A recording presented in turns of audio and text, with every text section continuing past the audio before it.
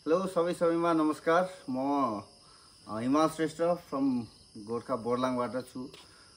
मेरो अहिले स्थायी ठेगाना भनेको भरतपुर 12 चितवनको स्थायी बासिन्दा हो म। र मेरो जन्म चाहिँ यही डाँडापाखा वीर पहरामा 2045 साल मक्सिर 21 गतेको दिन म यो रमणीय बोर्लाङ जिल्लामा म जन्म भएको थियो मेरो।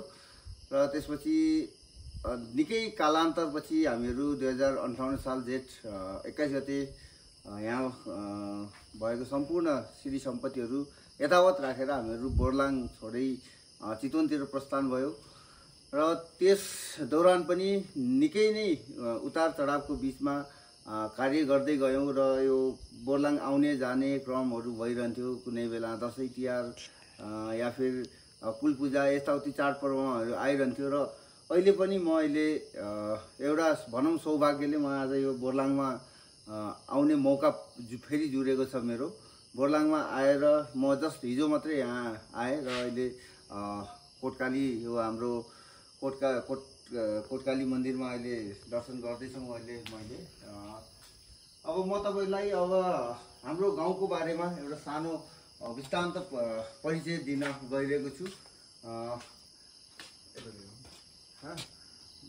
यो हाम्रो भीमसेन थापा नेपालको पहिलो प्रधानमन्त्री भीमसेन थापा जन्मिएको ठाउँ गोर्खा बोर्लाङ। र यो अहिले तपाईँहरूले जो यो कुछ 5-6वटा घर देखिरहनु भएको छ, 5-6वटा घर देखिरहनु भएको छ, त्यसलाई भन्छ हामीले ढुङढुङ्गे भन्छ।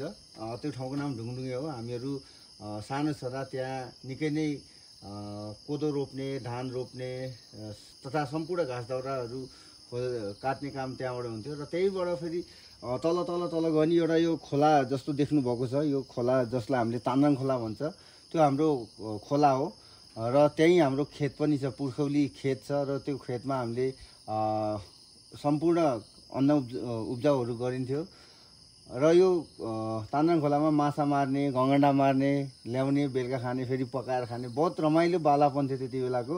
र यो यसको उतापट्टिको गाउँहरू हेर्नुभयो भने यो तपाईँले यो प्रत्यक्ष रूपमा बुङकोट, यसलाई भन्छ बुङकोट भन्छ। यसलाई घ्याम्पे सालबाट अलिकति यतातिर आयो भने यो देउराली हो। यो जो एकदम रमणीय गाउँघर देखिरहेको छ, यसलाई हामीले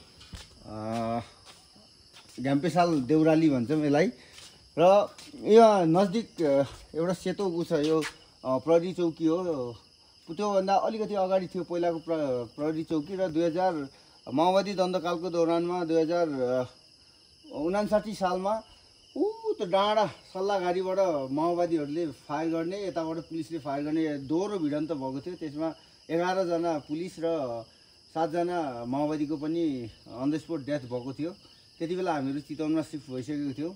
र यो गाउँ हाम्रो आले गाउँ भन्छ, यो आले गाउँ। अनि उता क्रमशः भन्नुपर्दाखेरि सुरुमा हाम्रो मसेल गाउँ आउँछ। त्यो मसेल गाउँबाट अलिकति तल आएपछि लेखापाखा, यो हाम्रो लेखापाखा भयो। र यसको तल अमला भन्ज्याङ, जो अमला भन्ज्याङको जस्ट माथि एउटा अमला भन्ज्याङ प्राथमिक विद्यालय छ, भीमसेन प्राथमिक विद्यालय। त्यहाँ मैले कक्षा 2 सम्म त्यहाँ पढेको हो। अनि त्यसको अलिकति यता आयो भने यहाँ भदुवार चौक, जहाँ मेरो घर पनि छ, म जन्मेको गाउँ पनि हो त्यो एउटा। त्यसको उता एउटा नारायणपुर छ, नारायणपुरमा जहाँ पुरै ढकाल समाजको मान्छेहरूको बसोबास छ। र यसको तल फेरि सार्की गाउँ, जहाँनिर एकदम सार्कीहरू मतलब आफ्नो जनजातित्वको वर्चस्व छ त्यहाँ। र यसरी नै यो कुछ देखिरहेको यो रेड कलरको जस्ता यो हाम्रो सरस्वती मावि हो। पहिला अर्कै स्वरूप थियो यसको। र 2072 सालमा 2072 वैशाख 12 गतेको दिन गएको महाविध्वंसकारी भूकम्पले गर्दा त्यो स्कुलको संरचना पूर्ण रूपले ध्वस्त भएर अहिले यो नयाँ बनाएको छ।